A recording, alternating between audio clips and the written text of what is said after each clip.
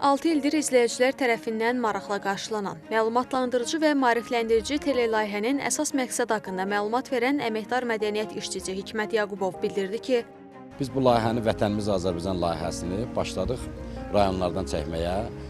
Hər hansı bir rayonun mədəniyyəti, tarixi, orada yaşayan insanlar, orada yaşayan sənətkarlar, ümumilikdə rayon haqqında tamaşaçılara bir bilgi vermək, bir təəssürat yaratmaq. Məqsədimiz bundan ibarətdir.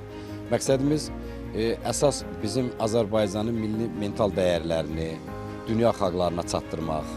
Layihə çərçivəsində Naxçıvan şəhəri ilə yanaşı Muxtar Respublikanın digər bölgələrində də çəkilişlərin aparılması planlaşdırılır.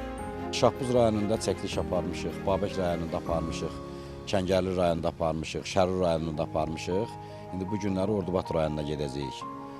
Ordubad haqqında orada deyək ki, dünyaca məşhur olan Ordubad limonunu çəkmək istəyirik.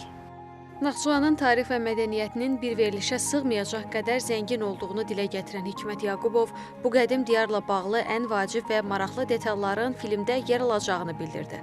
Naxçıvan böyük bir qədim tarixə malik olan bir yerdir.